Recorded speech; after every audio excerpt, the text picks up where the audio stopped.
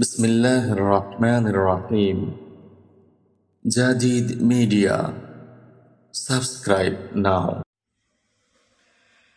মুসা আলাইহিস সালাম ছিলেন একজন দুরন্ত নবী।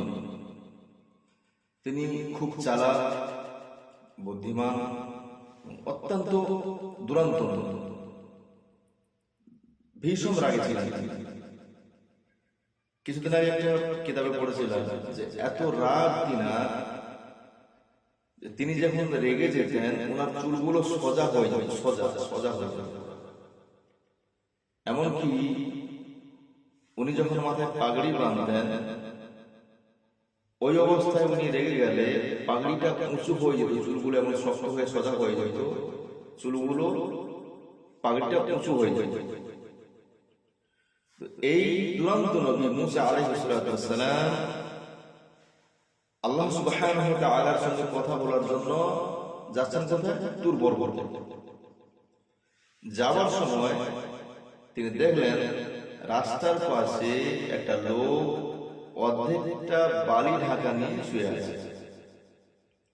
এবং মুসা আলাইহিস সালামকে দেখার পরে আল্লাহর ওই বান্দা মুসা নবীকে ডাকে যে হে আল্লাহর নবী মুসা, আপনি তো যাচ্ছেন আল্লাহ সুবহানাহু ওয়া তাআলার সাথে কথা বলতে, আপনি আমার হয়ে আল্লাহকে একটু বলবেন তিনি যেন আমাকে কিছুটা হলেও রিজিক দান করে।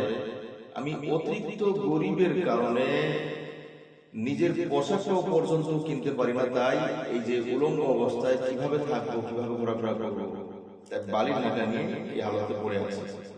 আপনি দোয়া করুন আল্লাহ যেন কিছু রিজিক আমাকে দান করে। মুসা আলাইহিস সালাম শুনে চলে গেলেন পর্বতে। আল্লাহকে বললেন যেভাবে বলা দরকার ছিল, যেমন বলা দরকার ছিল বললেন। এরপরে তিনি বাড়ি চলে গেলেন। তিনি যখন আবার অনেক দিন পরে আবার ওই রাস্তা দিয়ে যাচ্ছিলেন আল্লাহ সুবহানাহু ওয়া তাআলার সঙ্গে কথা বলার জন্য, এমন সময় মুসা আলাইহিস সালাম দেখতে পেলেন যে এক জায়গাতে কিছু লোক জড়ো হয়েছে, জমায়েত হয়ে আছে কিছু লোক। মুসা নবী সেখানে গেলেন। যাওয়ার পর তাদেরকে জিজ্ঞাসা করলেন যে এখানে কি হচ্ছে, এত লোক কেন জমায়েত হয়েছে? তাদের মধ্যে কিছু লোক বললেন যে এখানে একটা লোক ছিল খুবই গরিব, এখানে সে কাপড় চোপড় কিছু ছিল না, তাই সে বালি ঢাকা দিয়ে রাস্তার ধারে পড়ে থাকতো। হঠাৎ করে সে কিছু ধনসম্পদ পেয়ে যায়। সবাই তো আর জানে না যে মুসা নবী দোয়া করেছিলেন, সেই দোয়ার বরকতে আল্লাহ তাকে এত কিছু দিয়েছেন, এটা তো সবাই জানে। তো গ্রামের লোক বলল যে হঠাৎ করে ধনসম্পদ পেয়েছে, বড় লোক হয়ে গেছে, ঘর বাড়ি করেছে, এবং সেই ধনসম্পদকে সঠিক জায়গায় ব্যয় না করে সে কি করেছে, ওই টাকা দিয়ে সে নেশা মদ খাওয়া শুরু করেছে। এবং টাকার ধনসম্পদের গরমে এবং মদের নেশা কন্ট্রোল করতে না পেরে আরেকজনকে হত্যা করে। এখন আমরা এখানে উপস্থিত হয়েছি সেই যে অন্যজনকে হত্যা করেছে তার পেশাস, মানে তার বদলা হিসেবে তাকে মৃত্যুদণ্ড দেওয়ার জন্য। কাকে? যে লোকটা উলঙ্গ হয়ে পড়ে থাকতো, মুসা আলাইহিস সালামের দুয়ার পর্বতে আজ ধনী হয়েছে, সে লোকটা মদের নেশা এবং ধনসম্পদের গৌরবে, আত্মকুমারে, অহংকারে, গরমে অন্য একজন মানুষকে, গরিব মানুষকে, অসহায় মানুষকে হত্যা করে ফেলেছে। আর লোকগুলো জমায়েত হয়েছে, সেখানে বিচার করে এটাই ফয়সালা হয়েছে যে ওই গরিব মানুষটাকে হত্যা করেছে, হত্যার বদলা কিসাস, কোরআনের আইন অনুযায়ী এই কিসাস করতে হবে, হত্যা করতে হবে। আমরা এখানে দাঁড়িয়েছি। মুসা আলাইহিস সালাম সিজদায় পড়ে গেলেন এবং আল্লাহর কাছে মাফ চাইলেন যে আল্লাহ, তোমার কুদরত বুঝা বড় দায়, ভুল হয়ে গেছে তার জন্য। ঘটনা হচ্ছে এ পর্যন্ত। তাহলে এর দ্বারা আমরা শিক্ষা কি নিলাম? আমরা শিক্ষা কি পাবো?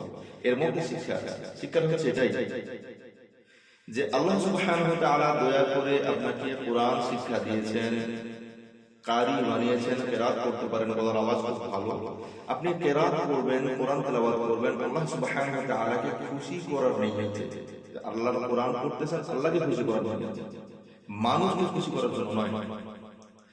আপনি নামাজ পড়েন, আপনার নিয়ত হবে আমি আল্লাহকে খুশি করার জন্য নামাজ পড়তেছি। আপনার নিয়ত এটা নয় যে আমি কয়েকদিন নামাজ পড়তেছি, দেখতেছি যে আমাদের ইমামটা কেমন যেন বাঁকাটেরা চলাফেরা করে, সোজা হয়ে দাঁড়ায় না, কেমন কেমন করে।